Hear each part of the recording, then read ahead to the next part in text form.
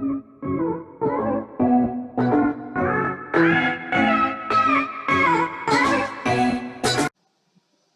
students of Learn History with Thomas Sir. Today I am your educator Basil Thomas.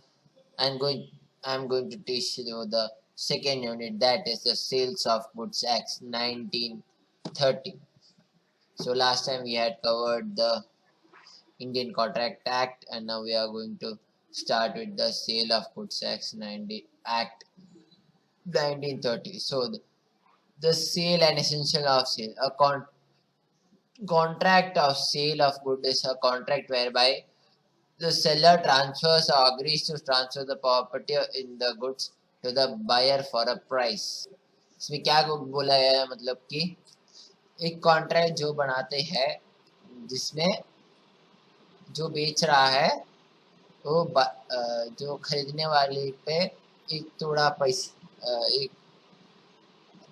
Amount में cell करने जो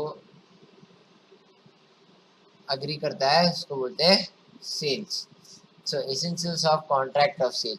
So the following are the essential elements for the contract of sale. Number of parties in a contract of sales whereby there are two parties, namely the buyer and seller. Sale involves transfer of ownership from one person to another.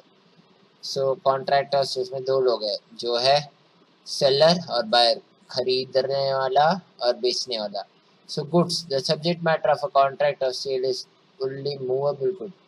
जो हमको एक जगह से दूसरी जगह पे लेके जा पाएंगे वो है, उसको ही हम बेच सकते हैं. Contract of sales sale of goods act में या सेल कर सकते हैं. The consideration in the contract of a sale is price. Price means money consideration. If it is anything more than money, it is not to be sale. However, the price may be paid or promised to be paid.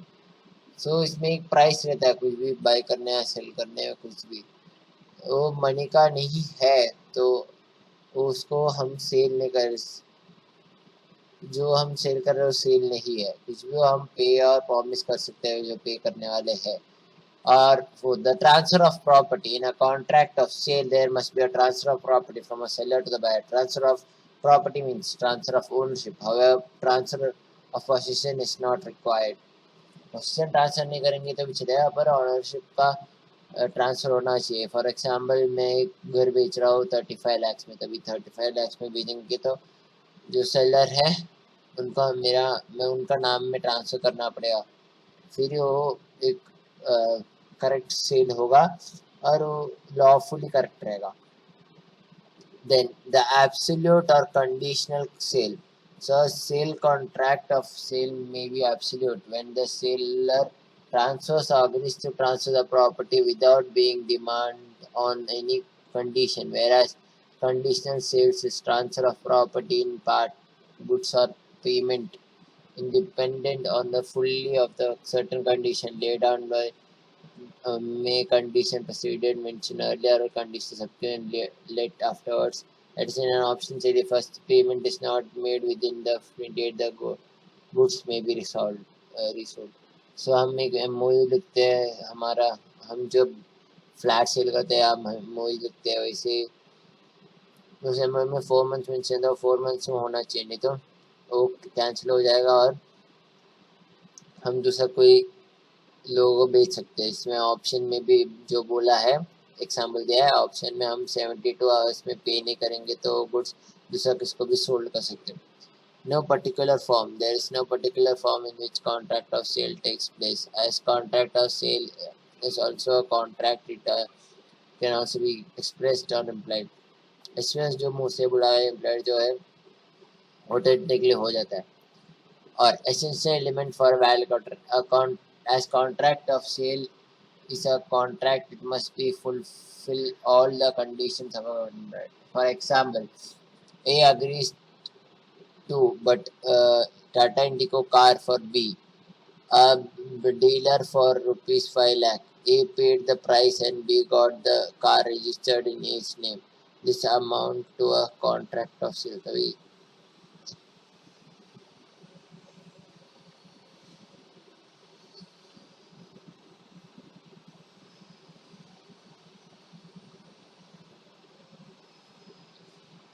तभी ए agree करता है by करने के लिए टाटा इंडिको car from B.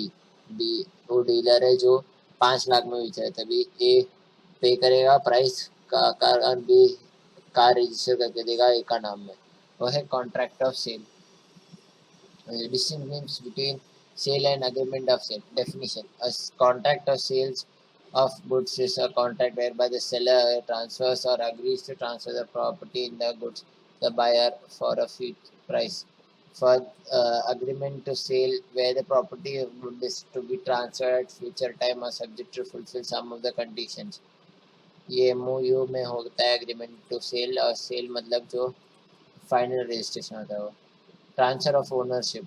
Transfer of ownership of good takes place immediately. Transfer of good ownership or takes place at future time or subject to fulfill for some condition. Executed executed contract. The executed contract as one of the parties has already performed this part of the contract. It's an executed contract because both the parties have yet to perform their mutual promises. Right to remain a person. This right to remain, that is right against the whole world. This right to person is right person against a particular person, for a person. Risk of destruction of good. Buyer has to bear the risk even if possession is with the seller as the ownership has passed to the buyer. जो buyer का ऊपर has to bear the risk even if the possession is with the buyer as the ownership is with the seller. इसमें buyer bear करना पड़ेगा risk, क्योंकि वो seller का पास होगा तो भी बायर को दिया ही गया है। और सेलर का इसमें सेल एग्रीमेंट ऑफ सेल्स में सेलर का ऊपर है, क्योंकि बायर जस्ट टू यूज का ओनरशिप तो सेलर का पास। Convenience of property. Buyers get the right to enjoy the goods against the whole world including the seller.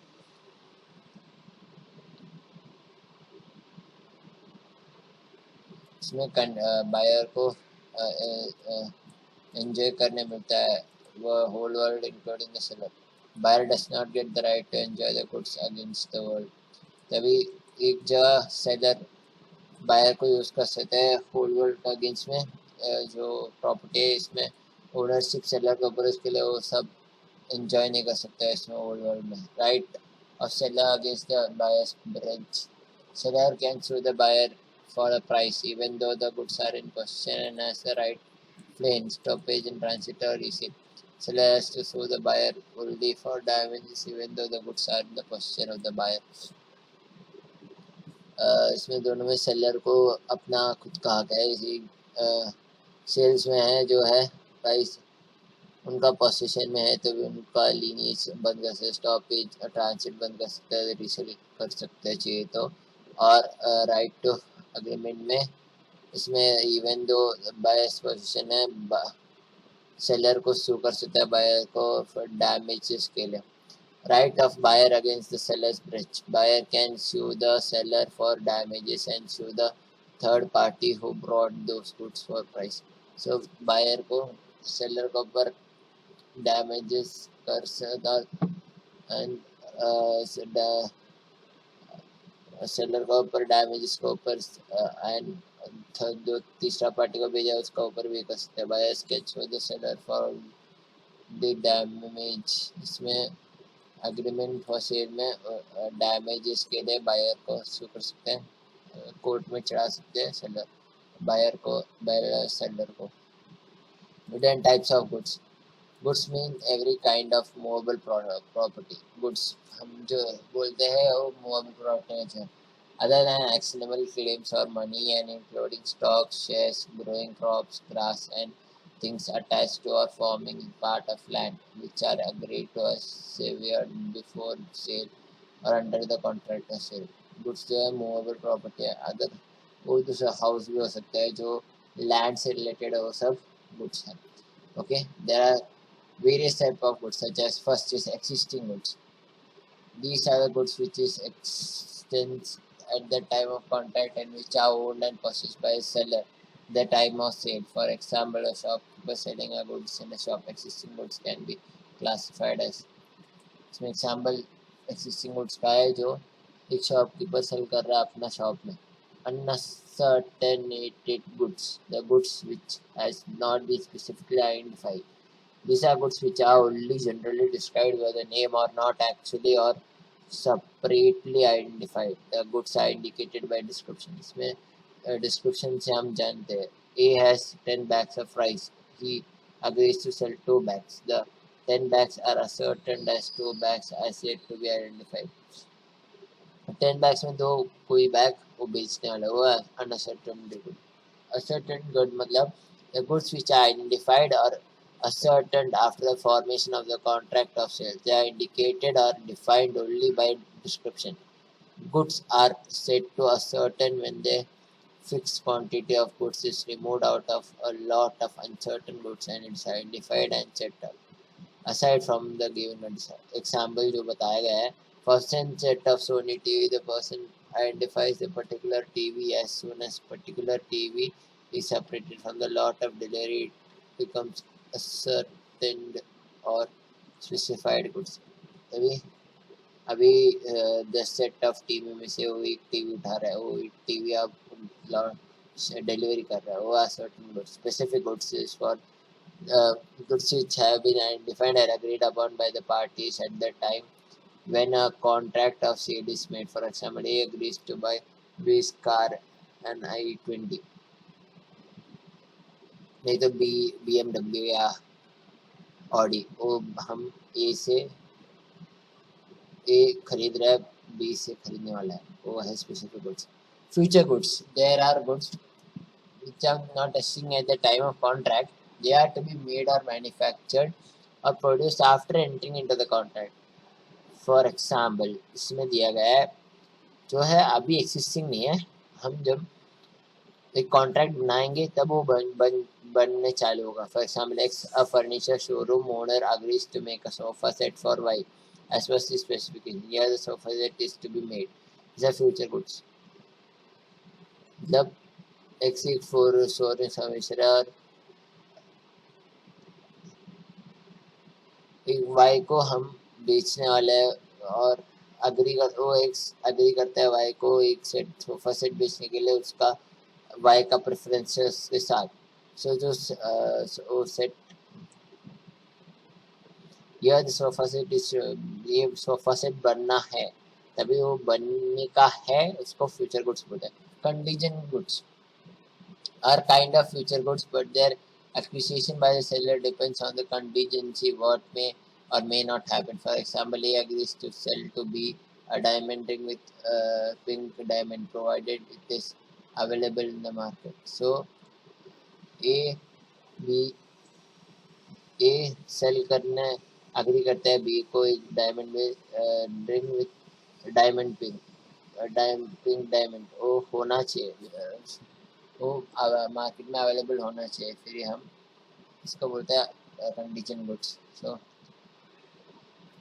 सो भी हम जाने वाले हैं condition and implied condition. A stipulation essential to the main purpose of a contract, the breach of which give a rise to treat a contract as repudiated. Repudiated मतलब जो हम allow नहीं करते. A stipulation essential to the main purpose of a contract, the breach of which gives rise to treat a contract as repudiated की refused है. इसमें क्या है, कंडीशन इम्प्लाइड कंडीशन मतलब इसमें हम देंगे पर इस कंडीशन में, इस कंडीशन नहीं हुआ तो हम वो बेचेंगे नहीं. For example, A buys from B hair oil advertised as pure coconut oil. The oil turned out to be mixed with herbs. A can return the oil if unused and claim refund of the price. Thus, if the seller fails to fulfill a condition, the buyer may treat the contract as repudiated and refuse to accept the goods. Conditions may be expressed or implied. बोल सकते हैं बोलने से या action से, इसको बोलते हैं. इसमें क्या एग्जाम्पल बोला गया है, एक पर्सन है जो बी से हेयर ऑयल जो एडवर्टाइज किया था प्योर कोकोनट ऑयल है वो खरीदता है, पर वो ऑयल में तो हम फाइंड आउट करते हैं कि बी ने जो एडवर्टाइज किया था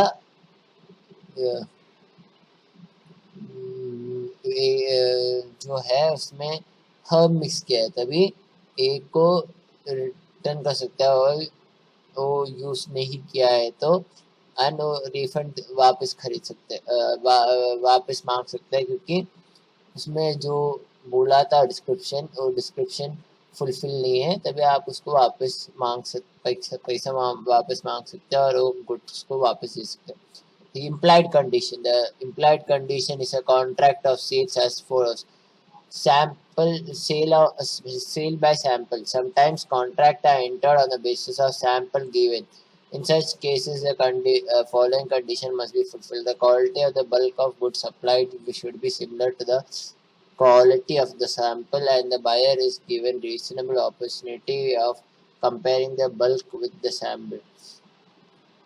तभी सेल बाय सैंपल में जो सैंपल बेचने दिए थे उसका सेम होना चाहिए द बल्क क्वांटिटी, और बायर को दिया गया अपॉर्चुनिटी दिया गया कंपेयरिंग टू बल्क सैंपल को कंपेयर करने के लिए अपॉर्चुनिटी दिया जाएगा. और अभी second, the sale by sample as well as by description. If the sale is by sample as well as by description of the goods by the seller, then the goods supplied must correspond to the both sample and description. If they correspond to the sample and not to the description, vice versa, the buyer can reject the sample. उस sample और हमको जो description दिया है उससे correspond करेंगे तो buy कर सकते हैं, और इसमें सैंपल से वो मैच हो रहा है पर डिस्क्रिप्शन से मैच नहीं हो रहा है, तभी तो बायर को रिजेक्ट कर सकता है वो गुड्स सेलर से. Third, condition as to the wholesomeness. Condition as to the wholesomeness is applicable to eatables. As per this condition, goods sold must be fit for human consumption. For example, जो हम बेच रहे wholesomeness मतलब जो खाने का चीज़ है, जो हम खरीदते हैं कॉर्नफ्लेक्स या लेस कुरकुरे कुछ भी हो, वो सब खाने का चीज़ है. For example, F bought a milk from, हाँ मिल्क भी एक एग्जाम्पल है. F bought milk from A. F जो बायर है वो ए से मिल्क खरीद रहा है, और मिल्क में कंटेन विथ टाइफॉइड जर्म्स. जो एक बेचा था इसमें टाइफॉइड जर्म्स कंटेमिनेटेड हुआ है, तभी F wife consume the milk. वो एफ वाइफ कंज्यूम किया मिल्क को और गेस्ट इन्फेक्टेड एंड डाइड, वो मर गया, तभी हेल्ड ए वॉज लायबल. तभी ए का ऊपर एक क्रिमिनल ऑफेंस आएगा, किलिंग का क्रिमिनल ऑफेंस आएगा, क्योंकि वो खाकर जो मरा था उसके लिए वो अगेंस्ट द लॉ, वो A is liable for the death of F's wife. और अभी fourth condition as to a title. There's implied condition on the part of a seller. This is the case of sale. He has the right to sell the goods. In case of agreement to sale, he has or will have the right to sell the goods. Ownership is to pass. The condition is not satisfied, buyer can cancel the contract. For example, R brought a car from D. D से R ने एक car brought किया. After a few months, the car was taken by the police as it was stolen one. R was forced to return the car to the true owner. Held, R could recover the price paid. एक R Ramesh ने दाऊद से car ले लिया, दी दाऊद. सो थोड़ा months बाद, एक 6 months का बाद पुलिस आके बोला कि ये कार जो है वो चोरी किया गया था. तभी आर रमेश तो फोर्स किया है गया कि जो कार है उसको वापस देने के लिए. तभी आर रमेश को उसके लिए जो प्राइस पे किया है वो वापस मांग सकते हैं इस कंडीशन एज टू टाइटल में. और अगला अभी fifth, condition implied by the trade usage. तो ये condition as to quality of fitness for a particular purpose may be annexed by the usage of trade. For example, printing of manufacturer and expiry date of for medicine. A condition implied by trade usage. Conditions are to the quality or fitness of the particular purpose have been annexed by the usage of the printing of manufacturing and expiry date for medicines. Here condition implied by trade usage. Sale by description. Sometimes the goods are sold by description. In such cases, a goods sold must be correspond to the description. The rate must be same as described. If it is not, the buyer may reject the goods. Sale by the description included. मतलब cell bye description. अभी एक जन बोल रहा है बड़ा हमको एक ब्रोकर आया और बोल रहा है ये 10 lakhs में इतना बड़ा घर आ रहा है, 1 BHK आ रहा है, उसमें ये कलर है, इसमें सोफ़ा है, बेड है, फ़ैन है, और बोला पर वो कुछ नहीं है, हम खरीदने गए तो ये हमको नहीं चाहिए बोल सकते हैं. इसमें वह द बायर उसमें इसमें भी डिस्क्रिप्शन का डिफरेंट ऑप्शन देखो हम देख सकते हैं. where the buyer has ever seen the goods and buys them only on the basis of description given by the seller. जब द बायर कभी देखा ही नहीं था और सेलर का डिस्क्रिप्शन से वो खरीदा तभी इसमें वो नहीं चाहिए बोल सकता है. where the buyer has seen the goods but he buys them only on the basis of description given by the देखा है फिर भी वो डिस्क्रिप्शन से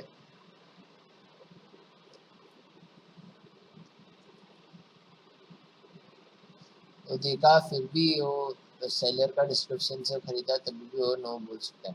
और warranty and implied warranties. So warranties are stipulated collateral to the main purpose of a contract, the breach of which gives rise to a claim for damages but not the right to reject the goods and treat the contract as reputed. For example, A buys while selling his car to B, stated that car gives a mileage of 12 kilometers per liter of petrol. The car gives only the 10 kilometers. In case B cannot reject the car, it is a breach of a warranty. अभी आनंद एक cell कर रहा है car दूसरे को और बोला कि इसमें 12 किलोमीटर्स पर 1 लीटर ऑफ पेट्रोल में मिल जाए, पर वो कार 10 किलोमीटर देता है पर लीटर. सो इसमें बेसिल रिजेक्ट नहीं कर पाएगा,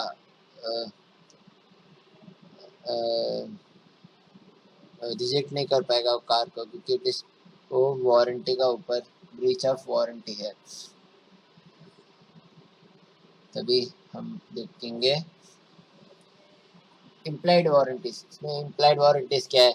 Quiet and undisturbed possession. This is an implied warranty that the buyer shall have and enjoy quiet and undisturbed possession of a goods bought. If any way the buyer enjoys it disturbed on account of seller's defective tile, he can sue the seller for damages. जो ये buyer एक seller का सुनकर खरीद रहा है और उसका खुश है, वो अनडिस्टर्ब है, डिस्टर्ब हो रहा है क्योंकि वो सेलर का डिफेक्टिव प्रोडक्ट है, फिर वो सेलर को कोर्ट में चढ़ा सकता है. सेकेंड वाला the freedom for encumbrance. Encumbrance मतलब एक हमको एक डिस्टर्ब करना या कुछ हमको अच्छा नहीं लग रहा, चार्ज और right. As per the warranty said it is presumed that goods shall be free from any encumbrance in a favor of third party unknown to the buyer. If the buyer's possession is disturbed on account of any charge, the buyer can sue the seller for damage. इसमें example जो है, आनंद has hypothecated his auto rickshaw for a loan taken. अभी आनंद sells the auto rickshaw to Basil without disclosing the charges. तभी loan का है problem, वो ए ने बता आनंद ने बता नहीं. फिर B position is disturb, B का जो पोजीशन है वो डिस्टर्ब रहेगा तभी बेसिल को क्लेम आनंद से डैमेजेस क्लेम कर सकता है. ए को हम आनंद मानेंगे, बी को मेरा नाम बेसिल मानेंगे. ठीक है.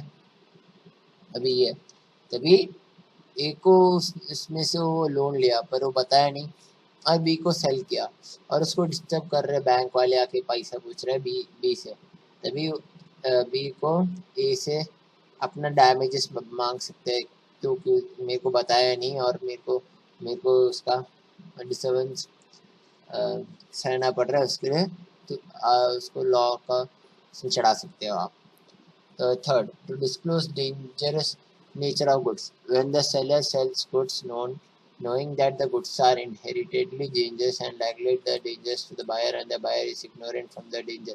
In such cases, the implied warranty of the seller warns the buyers, otherwise he would be held liable for. She buys a Celine buys a bottle of washroom acid from A. Anand. Anand knows that the bottle is to be opened with special care, otherwise it might be dangerous. Anand does not want Celine. Celine gets injured while opening and Anand is liable for the damage. तो इसमें क्या बोला गया है, salient ने आनंद से एक washroom acid खरीदा और आनंद को मालूम है कि इसमें स्पेशल केयर लेना चाहिए कुछ, इसे हम नॉर्मली जूस सब ओपन करने का जैसे ओपन करेंगे तो सेलिन को डैमेज डेंजरस हो सकता है, पर ये आनंद ने सेलिन को बताया नहीं कि उसमें से डराया नहीं कि बता के कि ये आपको डेंजरस हो सकता है, और सेलिन को इंजर्ड हुआ वो ओपन करने से, तभी आनंद जो दुर्घटना हुआ उसके लिए वो लायबल रहेगा। अभी fourth, the warranty annexed by trade usage. An implied warranty as to fitness for the particular purpose may be annexed by the trader usage. So implied contradiction of fitness of the purpose may annexed by trader usage against warranty. तभी जो है एक drug option में cell किया गया है, B ए ने option करके बी को सेल कर दिया ड्रग्स को, उसको बोलते हैं the warranty annex bye the trade for this. इतना ही है फर्स्ट पार्ट हमारा इस चैप्टर में। हम सेकंड पार्ट में नेक्स्ट पार्ट में नेक्स्ट अभी कल पब्लिश करने वाला। So stay tuned guys, do like share and subscribe.